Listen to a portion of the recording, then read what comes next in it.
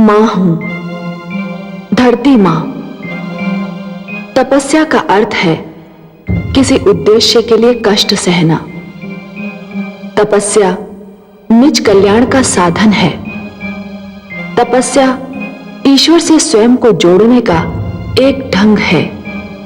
तपस्या जीवन और मन को स्वच्छ और पवित्र रखने की क्रिया है। तपस्या पूजा, आराधना, ईश्वर को धन्यवाद देने के ढंग हैं।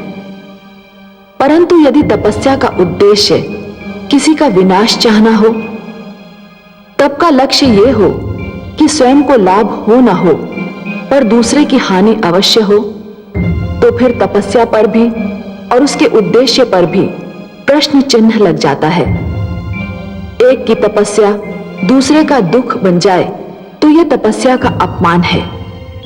इसीलिए जब हिरण्यकशिपु ने ब्रह्मा की तपस्या केवल इस उद्देश्य से आरंभ की कि उसे श्री विष्णु से प्रतिशोध लेना है, तो मैं सोच में पड़ गई, क्या इस तपस्या से कोई लाभ होगा? परंतु अब जब हिरण्यकशिपु ने यह तपस्या आरंभ ही कर दी है, तो देखना यह है कि उसका तप क्या रंग लाता है। ओम ब्रह्मदेवाय नमः। ओम प्रजापतये नमः। ओम ब्रह्मदेवाय नमः। ओम प्रजापतये नमः। ओम ब्रह्मदेवाय नमः। ओम प्रजापतये नमः। ओम ब्रह्मदेवाय नमः। ओम प्रजापतये नमः। ओम ब्रह्मदेवाय नमः।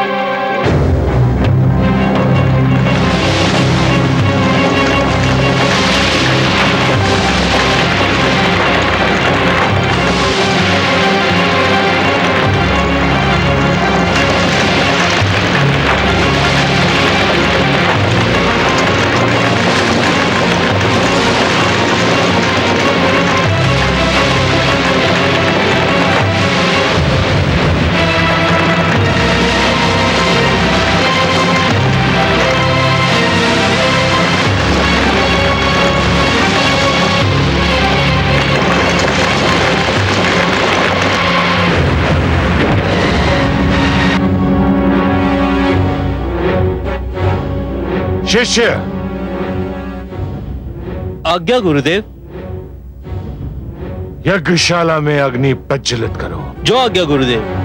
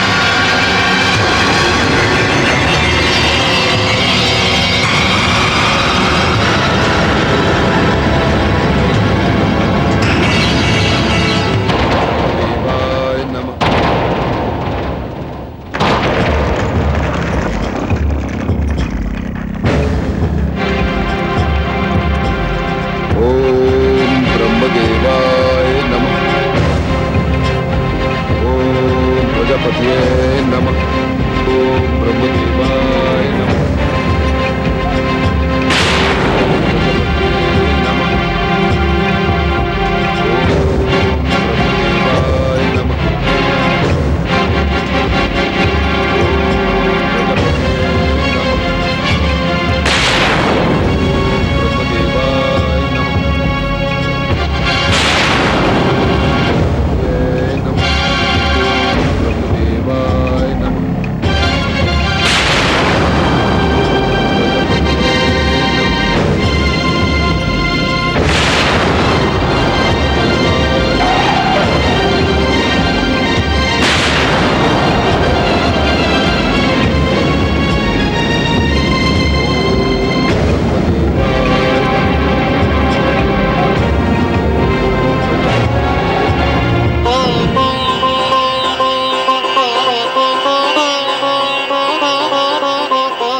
इस बार तुम्हारी एक ना चलेगी देवराज।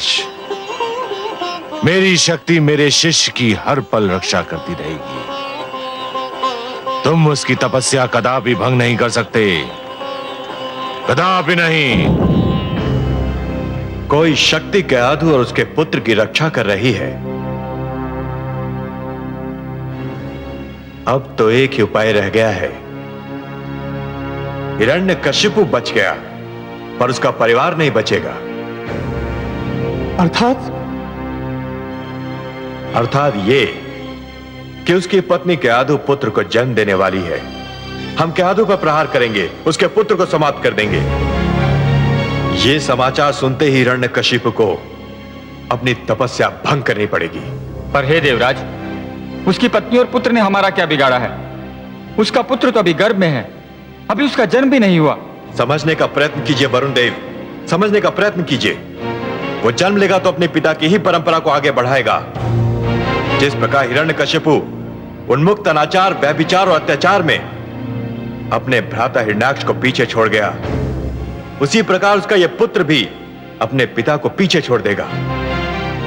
और हमें तो यूं भी हिरण्यकशिपु के पूरे वंश को समाप्त करना है। तो फिर देवराज, अब हमारे लिए क्या आदेश है? अग्निदेव, आप वहां पहुंचे जहां केआधु है और उस पर ऐसा अग्नि बाण मारिए कि शिशु गर्भ में ही दम तोड़ दे। जाइए, इस कार्य में विलंब न हो। जो आगे देवराज।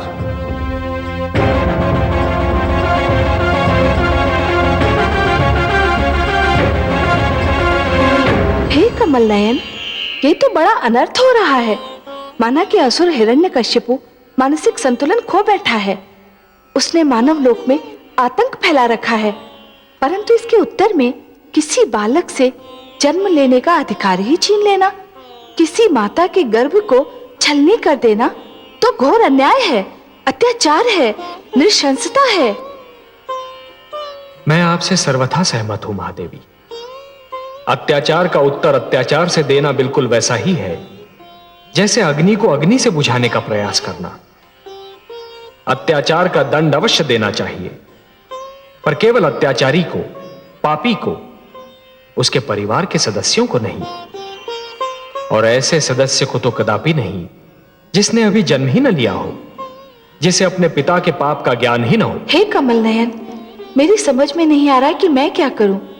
एक और केआधु की कोख में पलते बालक को लेकर मैं चिंतित हूं, तो दूसरी ओर निर्दोष मानवों पर हो रहे अत्याचार को देखकर मैं व्याकुल हूं। मैं आपका दुख समझता हूं महादेवी। यदि ऐसी स्थिति बन जाए कि दो परस्पर विरोधी गुटों की लड़ाई में दोनों ही पक्षों के केवल निर्दोष और असहाय तत्व ही अत्याचार और आतंक के लक्ष्य बन जाएं, तो हर उदार मन तड़प उठता है। फिर आपके पास तो मां का हृदय है। हिरण्यकशिपु और देवराज दोनों ही अनुचित कार्य कर रहे हैं और उन्हें एक साथ केवल आप ही रोक सकते हैं। देवराज उस मां के गर्भ में पल रहे बालक को कुछ भी क्षति नहीं पहुंचा पाएंगे, मैं आपको यह वचन देता हूं। और हिरण्यकशिपु का आतंक, उसे आप नहीं रोकेंगे? उसने तो मानवों का श्वास लेना भी दुर्लभ कर रखा है। हे महादेवी, जिस प्रकार दीपक जिस अंधकार को मिटाता है, वो अंधकार उसी के नीचे जा छुपता है। उसी प्रकार कभी कभी सत्य को असत्य के नीचे और पुण्य को पाप के नीचे ही शरण मिलती है। एक पापी सत्य को संसार से मिटाने की धुन में यह भूल जाता है कि सत्य तो वहां भी पल सकता है जहां कभी उसने सोचा ही न था। कदाचित उसके अपने घर में। मैं समझी नहीं सर्वेश्वर। असुर राज हिरण्यकशिपु ने मेरा नाम लेने वालों को समाप्त करने का प्रण किया है। उसका दंड यह है महादेवी कि मेरा सबसे बड़ा नाम लेवा उसी के घर में जन्म लेगा। उसके अभिमान को स्वयं उसका रक्त ललकारेगा। आप तो बस देखती जाइए महादेवी।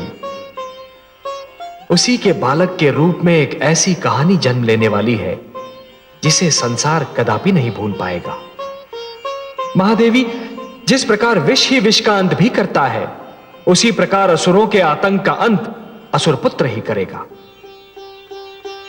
उस बालक की कयाधु के गर्भ में रक्षा और हिरण्यकशिपु के आतंक का अंत दोनों ही मेरे हाथों में है, और यह दोनों कार्य मैं करूंगा।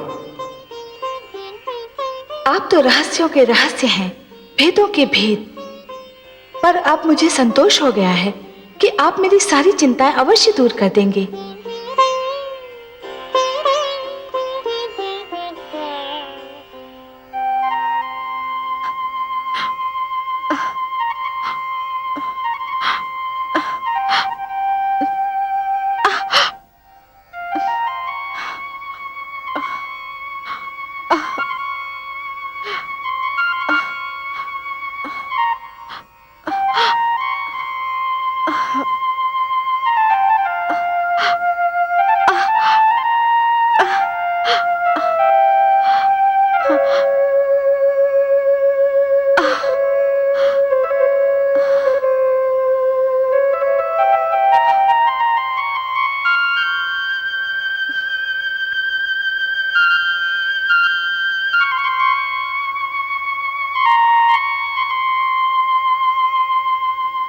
कैसी हो वधुरानी?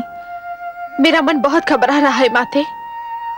इन दिनों में बहुधा ऐसा ही होता है।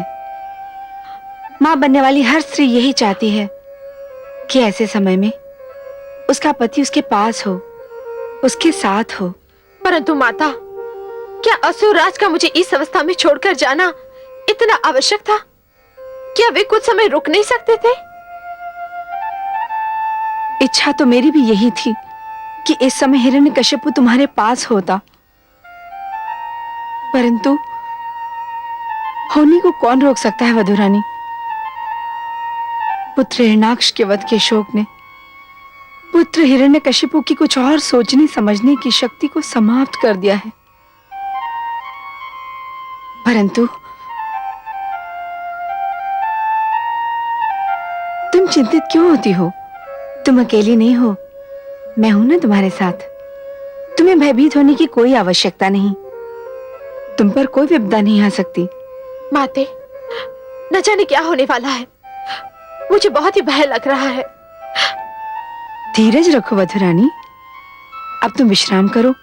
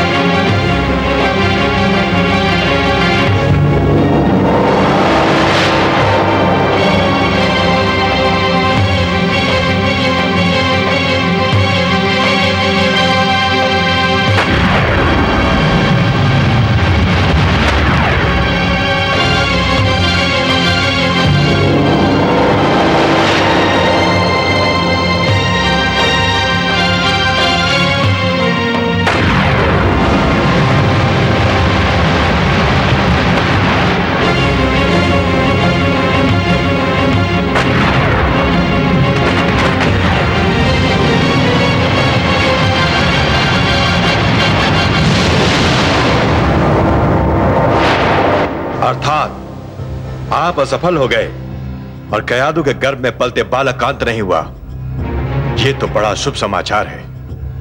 हाँ देवराज, अब तो लगता है कि वो बालक जन्म लेकर ही रहेगा। नहीं नहीं अग्निदेव, भाग्यवश हिरण्यकशिपु की तपस्या अभी समाप्त नहीं हुई है। इससे पहले कि वो अपना तप समाप्त करे, हम असुरलोक पर आक्रमण कर देंगे और उस पर अधिकार कर लेंगे। तत्पश्चात कयादू को बंदी बना लेंगे। आइए मेरे साथ।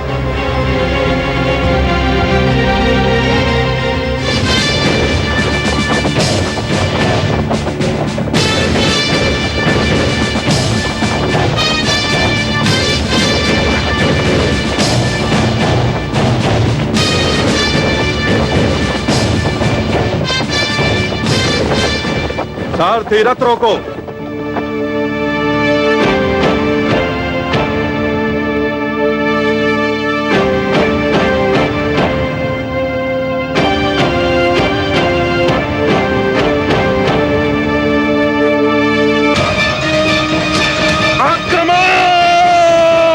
आक्रमण करो।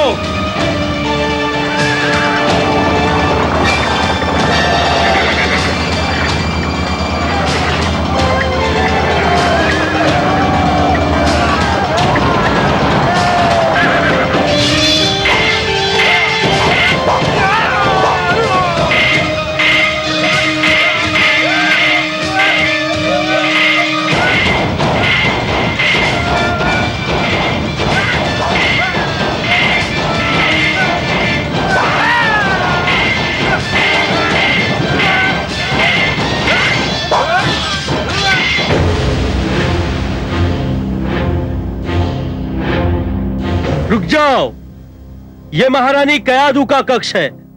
बिना आज्ञा यहां कोई भी प्रवेश नहीं कर सकता।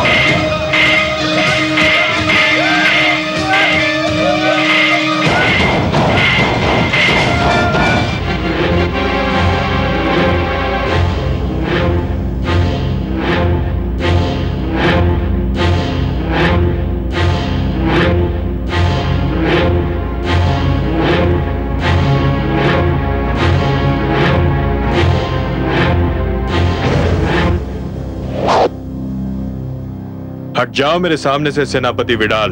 नहीं देवराज, मेरे जीवित रहते आप महारानी कयादू के कक्ष में प्रवेश नहीं कर सकते। प्रवेश तो मैं करूंगा।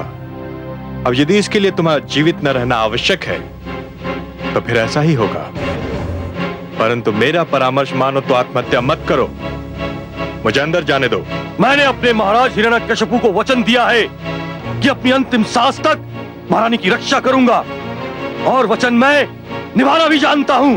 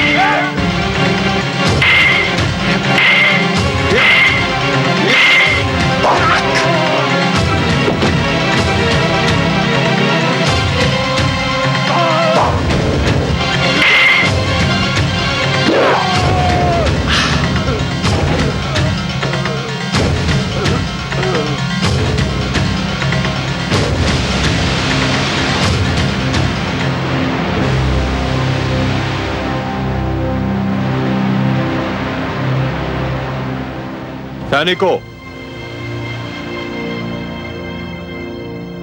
संपूर्ण असुरलोक को पूरी तरह तहस नहस कर दो, कुछ भी बचने न पाए।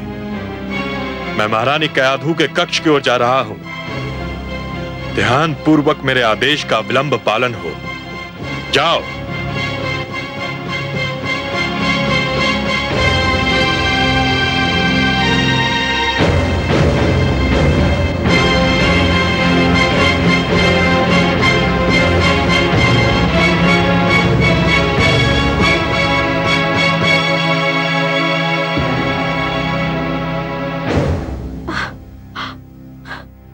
क्या है?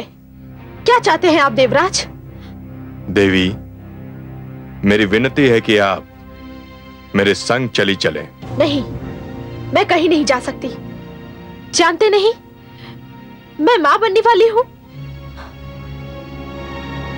जानता हूं देवी, इसीलिए तो कह रहा हूं कि आपको मेरे साथ देवलोक चलना होगा। नहीं, मैं अपने पति का घर छोड़कर नहीं जाऊंगी। मुझे मेरी स्थिति पर छोड़ दीजिए। देवी, मैं नहीं चाहता कि बल का प्रयोग करूं। आप मेरा अपहरण करेंगे देवराज? एक ऐसी नारी का अपहरण जिसके गर्भ में संतान पल रही है? यदि आप मेरी विनती को यही नाम देना चाहें तो मुझे कोई आपत्ति नहीं, पर चलना तो होगा आपको। मुझ पर दया करे देवराज, आप तो देवता है। यदि आप भी ऐसा दुष्कर्म करेंगे तो संसार का क्या होगा? मैं तुमको इसलिए ले जाना चाहता हूं कि तुम जिसको जन्म देने वाली हो वो भेड़िए का शिशु है। भेड़िए का शिशु भी भेड़िया होता है। चलो। नहीं,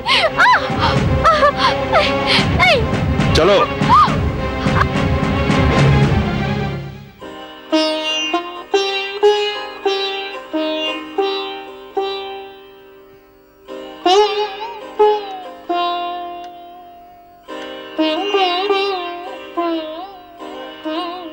मैं आपका दुख समझ रहा हूं प्रिय। मुझे देवराज से ये आशा न थी। एक अबला से ये व्यवहार, और अबला भी वो जो मां बनने वाली है। मैं स्वयं भी बहुत दुखी हूं प्रिय, बहुत दुखी। नारी का अपहरण, फिर चाहे कोई भी कारण क्यों ना हो, कोई भी स्थिति क्यों ना हो, फिर चाहे कोई नीति या कूटनीति का अंश ही क्यों ना हो, परंतु एक महान पाप है, एक अक्षम्य अपराध है। और यदि ये पाप या अपराध देवगण ही करने लगे तब तो फिर अंधेर है। देवता मानव के आदर्श है, और यदि देवता ही दुराचार करने लगे तो मानव किसका अनुसरण करेगा? कयाधु को बचाइए देवेश्वर, कयाधु को बचाइए। नहीं, चलो। नहीं, नहीं। आओ, आओ मेरे साथ। नहीं। आओ मेरे साथ। नारायण नारायण।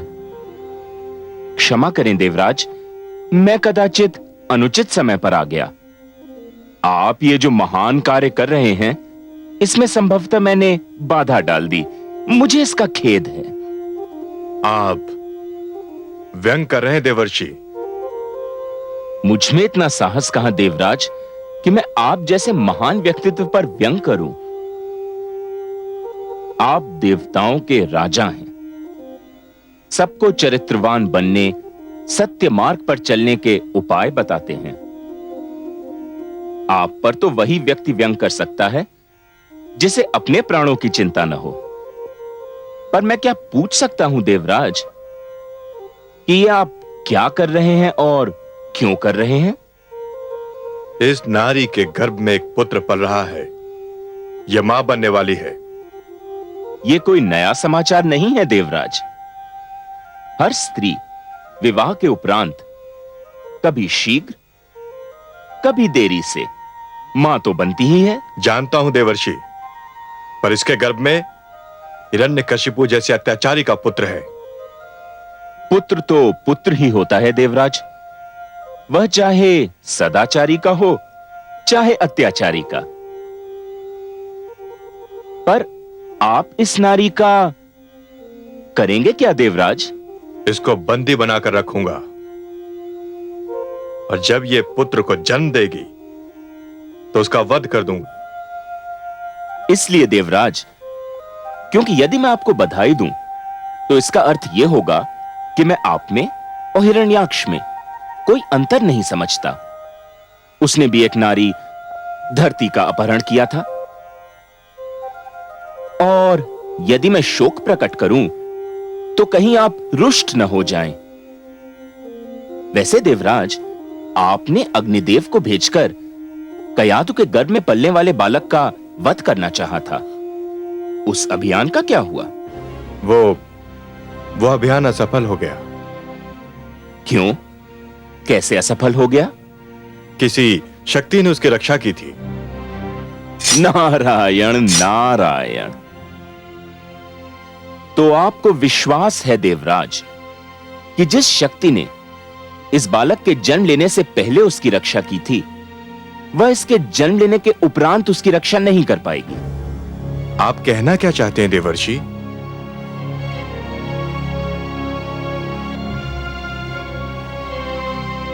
कुछ नहीं, इतना ही कि जिस शक्ति ने अब तक इस बालक की रक्षा की, उस शक्ति का अवश्य कोई उद्देश्य रहा होगा। हो सकता है एक ऐसे बालक का जन्म हो जो असुरों का इतिहास ही बदल दे, उनकी नीतियां बदल दे। मेरा परामर्श स्वीकार करें देवराज, इस अबला को छोड़ दें। नारी का अपहरण एक घिनौना और एक अप्रिय कार्य है, फिर वह कार्य देवता के ही हाथों क्यों न हुआ हो। आप जिनको प्रसन्न करने के लिए यह कार्य कर रहे हैं, उन्हें कोई प्रसन्नता नहीं होगी। छोड़ दीजिए इस अबला को।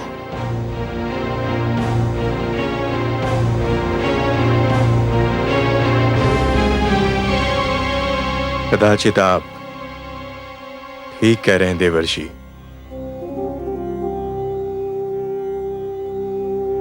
क्रोध की भावना मुझसे एक अनुचित कार्य करवा रही थी। आपको धन्यवाद कि आपने मेरा मार्गदर्शन कर दिया।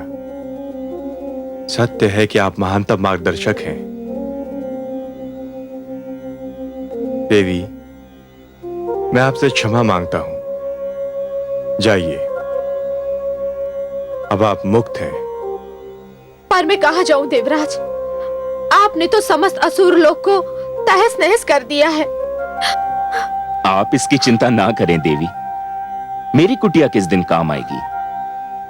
वहां राजभवन जैसा सुख तो नहीं, पर आपकी रक्षा मेरा उत्तरदायित्व होगा। आइए, बालक के जन्म तक आप मेरी कुटिया में पधारें। आइए, चलिए।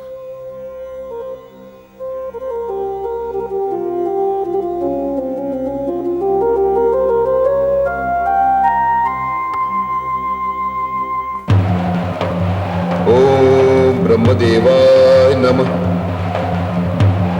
ओम प्रजापते नमः। ओम ब्रह्मदेवाय नमः। ओम प्रजापते नमः।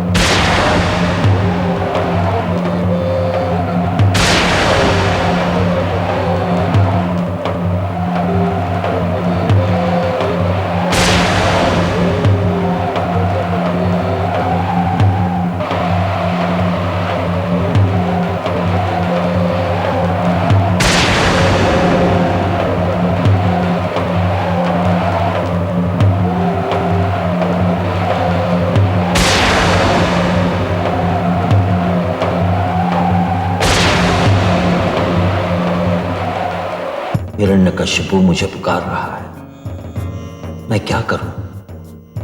जाऊं या न जाऊं? नहीं जाता हूं तो मुझ पर दोष लगेगा कि मैं अपने भक्तों की पुकार नहीं सुनता।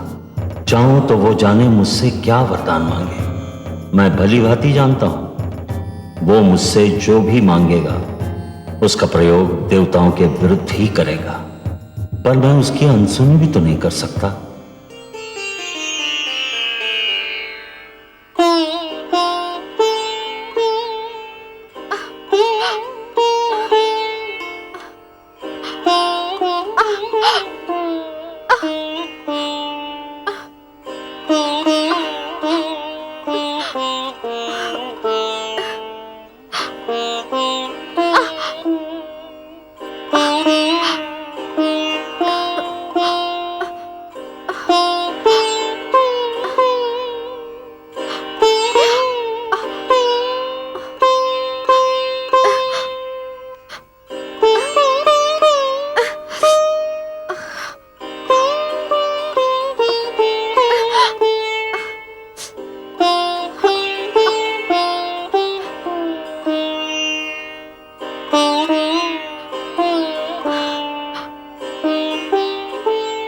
देवी,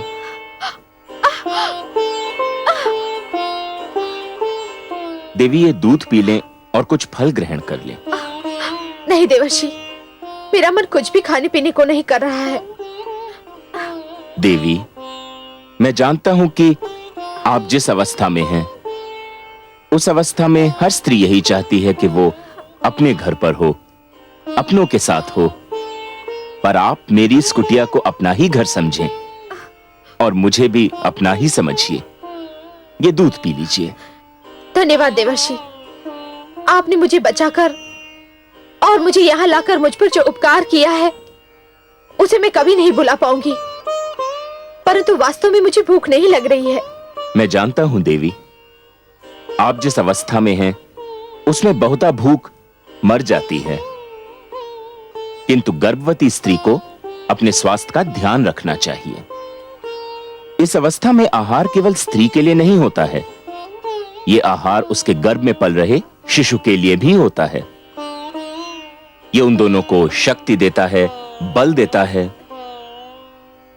लीजिए देवी, पहले आप ये दूध पी लें और फिर फल ग्रहण कर लें।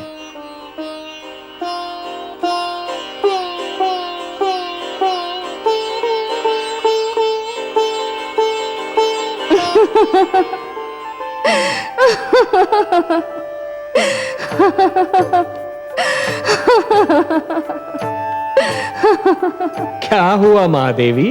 हे कमल नयन, हमारे देवर्षि तो कयाधु को ऐसे समझा रहे हैं और उसकी इस प्रकार सेवा कर रहे हैं जैसे कि वो बहुत ही अनुभवी और जानकार व्यक्ति हो। विराजिए, महादेवी देवर्षि जो कर रहे हैं उसका संबंध अनुभव और ज्ञान से नहीं है, प्रेम और सहानुभूति की भावना से है। कोई भी यदि जीवन से प्रेम करने लगे, मन में प्राणियों के प्रति सहानुभूति की भावना रखे, तो प्रकृति आप ही सब कुछ सिखा देती है, सब कुछ समझा देती है। यदि मन में एक दूसरे के प्रति प्रेम, सद्भावना और सहानुभूति जागे, तो ज्ञान का मार्ग खुल जाता है। प्रेम के 2.5 अक्षर, परंतु ज्ञान के सबसे महान भंडार हैं। मुझे ये आश्चर्य हो रहा है कि देवर्षि ये सब जानते हैं कि गर्भावस्था नारी के जीवन की वो अवस्था है जिसमें उसे सदैव अच्छा बोलना चाहिए, अच्छा सोचना चाहिए, अच्छा आहार ग्रहण करना चाहिए और अच्छी वस्तुओं का ध्यान करना चाहिए। इस अवस्था में ये सब बातें नितांत आवश्यक है। ये तो वो जानते ही हैं, पर कुछ और भी जानते हैं। और क्या जानते हैं देवर्षि? देवर्षि ये जानते हैं कि गर्भावस्था में नारी के गर्भ में पल रहा शिशु जीवित और सचेत होता है। माता जो देखती है, जो सुनती है, शिशु उससे अवगत रहता है, प्रभावित होता है। तभी तो देवर्षि उसे सुंदर सुंदर बातें कह रहे हैं। देखिए ना महादेवी, देवर्षि उसे क्या कह रहे हैं। मैंने बालक ध्रुव को समझाने की बहुत चेष्टा करी, किंतु वह भी नारायण के दर्शन का हट करता रहा और वह दर्शन करके ही माना। आप तो बड़ी मनमोहक बातें करते हैं देवर्षि। देवी, माता लक्ष्मी भी यही कहती हैं कि मैं बड़ा बातूनी हूं, किंतु आपसे अपनी सबसे मनमोहक बात तो मैंने अभी तक नहीं कही। सुनिएगा। अवश्य सुनूंगी। आपकी तो एक एक बात मेरे कानों से होकर मेरे मन में उतर जाती है। क्या है आपकी सबसे मनमोहक बात?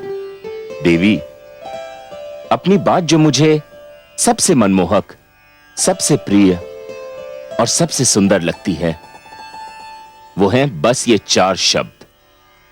ओम नमो भगवते वासुदेवाय। ओम नमो भगवते वासुदेवाय। ओम नमो भगवते वासुदेवाय। ओम नमो भगवते वासुदेवाय। ओम नमो भगवते वासुदेवाय।